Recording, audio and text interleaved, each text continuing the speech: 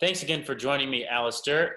In this next conversation, I want to reflect on something that a lot of people have brought up about this coronavirus crisis, which is, um, and in relation to the question of protesting against some of the measures that have been taken, or at least worrying about the measures that are being taken, and saying we need to think in terms of trade-offs. This is not just a public health catastrophe. This is an economic catastrophe, and an economic catastrophe is a public health catastrophe because people who lose their jobs and fall into poverty are going to fall ill. People who are shut up at home are going to become suicidal. And so many have been, trotting out this line that, we can't let the cure be worse than the disease. And saying if the cure here is shutting everything down, that seems to be doing more harm than the disease itself is doing. So is this an appropriate way of framing the dilemma? First of all, life and economy are not separate categories. They're bound up together. And if people are having to be hospitalized at a rate that exceeds the hospital's ability to cope, then the economy is not going to go on as normal. In the same way, if there's a pandemic going around, people are not going to go to the cinema. They're not going to go to crowded rock concerts or something like that. This is just something that's going to close down.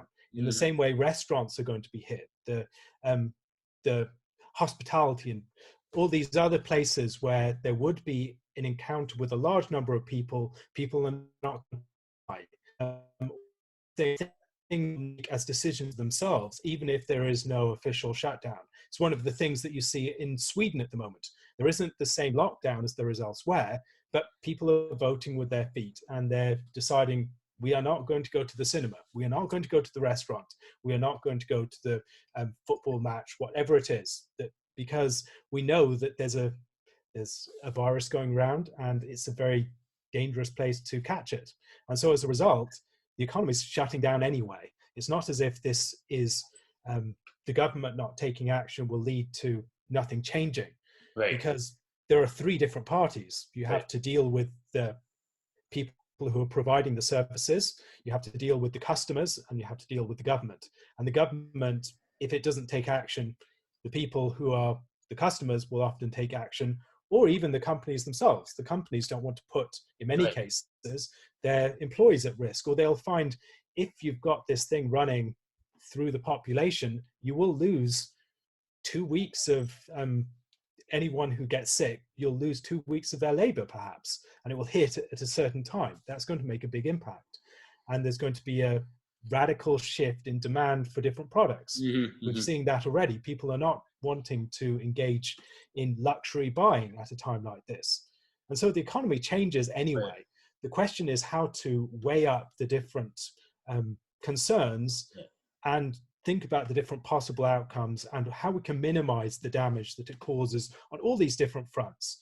Now, it's clearly the case. Just to jump in there, just two examples, I think, to kind of add weight to what you're saying. There was some interesting data that came out, in mid-March, around the time when the U.S. was just starting to shut down, but pretty much before there were required shutdowns in most places, tracking restaurant reservation data. And in many places, the order to close all restaurants came as sort of just a formalizing of what was already effectively the case. In areas where the outbreak had already taken hold, people would stop going to restaurants anyway. And similarly, there's been some stories recently, one state in the U.S. that doesn't have a stay-at-home order, South Dakota, is now facing at least a localized outbreak around a massive Smithfield food processing plant. And this is considered, even if they did have a stay-at-home order, this would be considered essential work. And they've had to shut the plant down, and there's risk of disruption to the food supply because people are getting sick at work. And so some people seem to view this as if, the government took the decision to, the government sacrificed their economy on the altar of public health. But as you're noting, the damage to the economy cannot be avoided so long as the public health issue is really a major issue. and so it's just a question of how to manage the sort of the timetable of it. Really, it's not a question of whether, but when and where. And it's interesting to see how much economists are on board with this. This isn't something that they're opposing in general. This is generally, they're saying for the sake of the economy itself, we need to take these sorts of actions.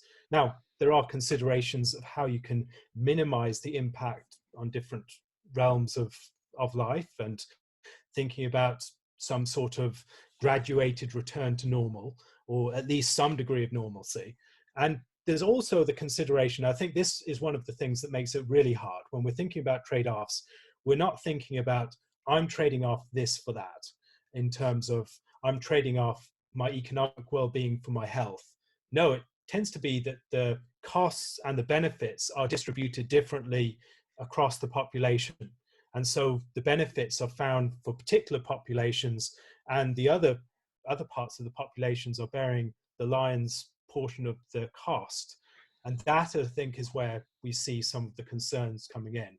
Because, again, it's an issue of skin in the game. If you have a job where you're losing all your employment, you're losing your sense of agency and your ability to do things, then you're really feeling the cost. And particularly if you're a young person who feels, I'm happy to take the hit, I'm happy to get coronavirus and take the risk, and it's a reasonable risk to take, even perhaps in your position, that feels like a very different cost-benefit analysis than for someone, for instance, in my position, where most of my work goes on unchanged. Right. And so in a position of the same skin in the game in question as someone else who's losing their job. And those sorts of questions, I think, give the trade-off issues a bit more of their keenness, because people feel, for instance, why should the younger generations be sacrificing for boomers after all the things that they've done to us? And we don't feel that they've left anything for us. Why should we sacrifice for them? We've taken the hits of their economic malpractice and this sort of thing. Yeah, that's an interesting point. I mean, something we're going to talk about in a later video is the breakdown of trust. And I think that's something not to be underestimated, is how much what we're facing here is a breakdown of trust and sense of obligation and gratitude between generations, because this really does pose a sort of intergenerational conflict of interests. I think that's been overstated, because I think that the data show that the risk to young people is still quite significant. The risk of death may be relatively low, but that's assuming that you can get access to intensive care. If the hospital is generally overwhelmed, the young are going to die in larger numbers, and as we know, it causes long-term damage as well. So I think that the intergenerational conflict of interest has been overstated, but yet it is true that to disproportionately the younger working generations, the partying generations, the beach tripping generations are being forced to sacrifice on behalf of the elderly. And we can say, why, let's just let them stay home. The rest of us go about life as usual. And I think that's this is an important test of how much can we still conjure up an older biblical understanding of what honoring the hoary head looks like. And I think trying to lock them away for 18 months and say, fend for yourselves and don't get sick is probably not what that looks like. I think we're seeing the same thing along regional lines and also between classes. That the costs of this are not borne in the same proportion across different classes, and certain regions require far more extensive measures which have implications for everywhere else than others do. So the measures that are needed for New York will have implications for other parts of the US. Yeah. I think many people are saying, let's just treat this, on a locality by locality basis. And I think there's something to that for sure. Especially as we get more data, more testing, and we can actually differentiate between high risk and low risk areas. But part of the problem is that, that one of the issues, a whole other conversation is, what this has exposed about globalization and interconnectedness. And we do not live in a world anymore where localities can be neatly separated off. if you want to treat New York City differently, then you're going to have close down all the roads leading away from New York City and police all those checkpoints, because people can and do easily move around. And if there's one area that's not under restrictions and another area that is, people are going to look for every opportunity to go on day trips and vacations and so on. And so we really do live in a very interconnected, and that's much more the case in the UK. I mean, a small geographic area, but even in the US, we're much more interconnected than we really have yet recognized. And I think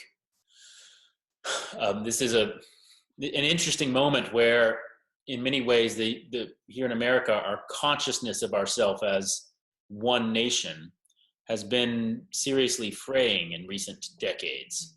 And regional differences have been very much accentuated.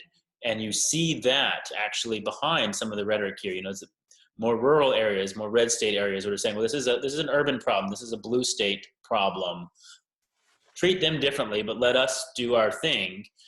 And I think we have to realize we are, for better or for worse, still very interconnected, and we have to tackle this problem as a nation at a time when we no longer feel like we're part of the same nation. I think I think those emotional tensions behind the divisions that have emerged in American politics and the regionalism is part of what has made this such a fraught issue. I think also the other aspect of trade-off that's taken, we're limiting the economy ourselves. We're placing all these constraints upon our mobility, things like that, and the hit of the disease, of the virus itself. And that sort of trade-off depends upon a recognition of what you are trading off. And that's one of the problems where, if you respond, as we've discussed earlier, if you respond effectively, it feels like you've taken an incredible cost for very little benefit. It was only a small thing that hit. So why did we go to all these measures? And so some sense of the proportion of the cost to the benefits that we get in the avoidance of the results of the virus. Mm-hmm. I think that seems to be required for us to understand the trade-offs well. And many people, as they struggle to understand exactly how we have a sense of the threat and the proportion of, or the scale of the problem in terms of the virus, they find it very difficult to understand why we would take such extreme measures. And so that trade-off, I think, requires a sense of knowledge and information that many people lack. So it exacerbates the problem in that particular direction. Right. Yeah, and that's really what we're going to discuss in the next video, is this knowledge problem. I think that's underlying everything else. Just a final note under trade-offs, just to sort of highlight it. I think the bigger trade-off that we really will be having to face and grapple with, and that I want Christians to be thinking and talking intelligently about, is on the subject of surveillance. I think some people have said this sort of, the government this is an opportunity for the government to expand its power. It's shutting businesses down, shutting churches down. Who knows? It's going to use that power all the time now. I don't think the government has any incentive or motivation to shut down businesses. Sometimes, maybe in particular settings, possibly it's motivation to want to shut down churches. But in general, these kind of dramatic steps are not the sort of things that I think are going to be repeated after the emergency is passed. But where there is a motive for the government to overreach and to continue overreaching is, I think, in the area of surveillance, because surveillance is, once you establish surveillance, surveillance is a very unobtrusive way to manage population, to keep control of things without making people feel meddled with so much. Because once people get normalized to surveillance, people don't get normalized to being required to stay at home or to restaurants being closed. But people can get normalized to the idea of their movements being tracked all the time. And we see that. We've seen that in the last 10 years. We've in many ways become very normalized to widespread surveillance. And it kind of looks like the easiest way out of this crisis is implementing the kinds of measures that, that China has done, that, that Google and Apple are talking about doing, in terms of, what we talk about in terms of antibody tests, these ideas of finding out who is immune. If you're sort of immune, you've got a green light. You can go be normal. Or if you're not immune, but we've tracked you very carefully and we know you haven't come in contact with anyone, you've got a yellow light, and if our data shows that you've been in potential contact, you've got a red light, you got to stay home. And from one standpoint, this seems like it's the easiest path back to, progressive normalcy. On the other hand, is it at too great a cost? Because I do think that is the sort of thing that the sort of powers that might not be readily given up after the immediate crisis is passed. I think that concern is a very reasonable one. But again, we're not thinking in terms of absolute one or the other. And often when we use the language of trade-offs, it can give that impression. We often are thinking about incremental steps or limited measures that we can take and weighing things against each other. And that can require a recognition of, okay, we may have to have some sort of surveillance. There are many different ways we could go about that surveillance. We could have centralized government surveillance, or we could have some sort of contact app that tracks the way that you've contacted people, and there can be some degree of data protection that's built into that sort of thing. Now, that is a very different approach from just saying, we just turn the surveillance switch on and everything goes on and we submit to every form of limitation. And I think that's what, when we're dealing with these sorts of policy questions, we are dealing with these sorts of questions. We're having to think, okay, we may have to sacrifice something of the well-being of society for its continued functioning on a more basic level. And those sorts of sacrifices need to be made on occasions. But we also need to be very clear that this is not a healthy norm. This is not something that should last. And we need to build into those measures ways to get out of them in the future, and limited time that they apply, whatever it is. And so those questions about civil liberties are very important ones, particularly as we start to implement measures. It can be very easy to get into that emergency frame of mind where we don't actually think about, okay, how do we dismantle what we're mantling? Yeah. So it's going to call for a great deal of wisdom and discernment on the part of our leaders and on the part of citizens. And that's, I think, what we want to tackle in the next video is what are the barriers to that kind of discernment in the environment that we find ourselves.